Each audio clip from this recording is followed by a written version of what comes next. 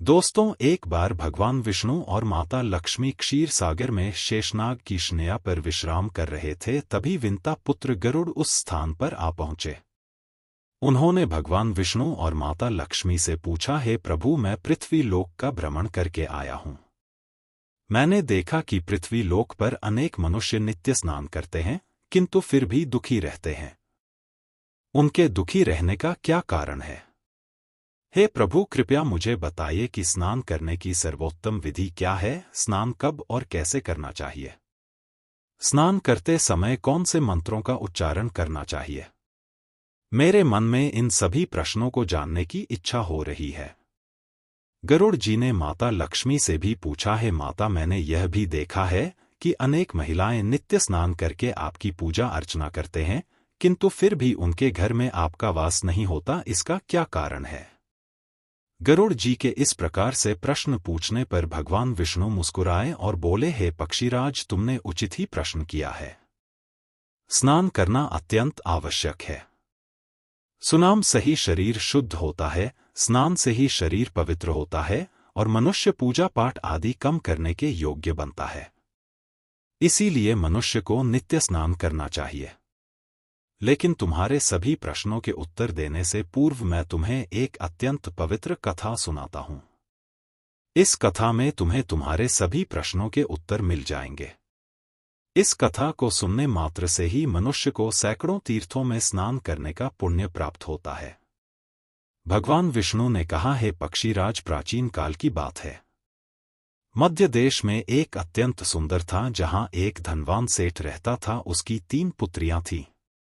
सेठ ने अपनी पुत्रियों को बड़े लाड़ प्यार से पाला था, लेकिन उसने एक गलती की। उसने उन्हें शास्त्र ज्ञान नहीं दिया। जाम के बिना कोई भी मनुष्य पूर्ण नहीं होता। धन संपत्ति और सौंदर्य होकर भी उसकी पुत्रियों के जीवन में वह कमी थी जो प्रत्येक स्त्री के पास होनी चाहिए।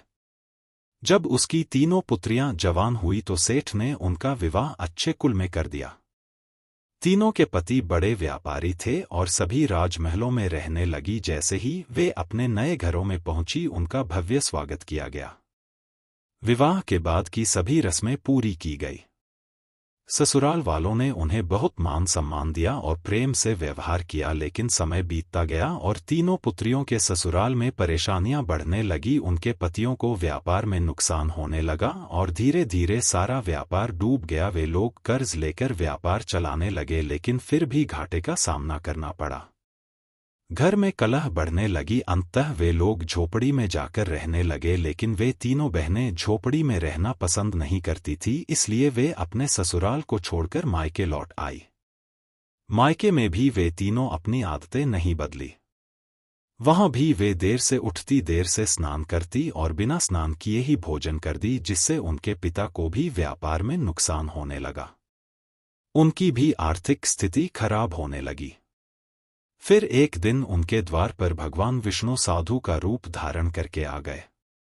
सेठ ने साधु का प्रेम से स्वागत किया, उनके पैर धोकर प्रणाम किया। फिर सेठ ने साधु को अपने दुख बताए और उनसे उपाय पूछा। साधु ने सेठ की तीनों पुत्रियों को देखा और सारी हकीकत समझ गए। उन तीनों के चारों ओर नकारात्मक ऊर्जा का घेरा था जो उनके साथ ही चल रहा था। साधु ने सेठ से कहा, तुम्हारी तीनों पुत्रियों की आलसी आदतों के कारण उनके चारों ओर नकारात्मक ऊर्जा का घेरा बन गया है। इस कारण से जहां भी वे जाती हैं, वहां दुख और संकट आते हैं। फिर उस साधु ने सेठ और उसकी पुत्रियों को महत्वपूर्ण ज्ञान दिया। साधु ने कहा, हे से स्नान के 4 प्रकार होते हैं, ब्रह्मा नाम, देव नाम, ऋषि नाम और मानव स्नान। भगवान विष्णु ने समझाया, ब्रह्मा नाम सबसे श्रेष्ठ माना जाता है। इसे ब्रह्मा मुहूर्त में सुबह 4 से 5:30 बजे के बीच करना चाहिए। इस समय वातावरण में अद्भुत और चमत्कारी ऊर्जा व्याप्त होती है। इस समय स्नान करने से जीवन में सुख, समृद्धि और शांति आती है। देव नाम सुबह 5 से 6 बजे के बीच होता है। इस समय स्नान करने से तन और मन दोनों शुद्ध होते हैं। तीसरा है ऋषि नाम, जो सुबह सुबह तारे नजर आने के समय किया जाता है। यह भी श्रेष्ठ माना जाता है। मानव नाम सुबह 6 से 8 बजे के बीच होता है। इस समय किया गया नाम भी अच्छा माना जाता है, लेकिन 8 बजे के बाद स्नान करना अनुचित होता है। इस समय के बाद स्नान करने से व्यक्ति के जीवन में दुर्भाग्य आता है। तुम्हारी तीनों पुत्रियां देर से स्नान करती थी, इसी कारण उनके ससुराल की सारी संपत्ति नष्ट हो गई।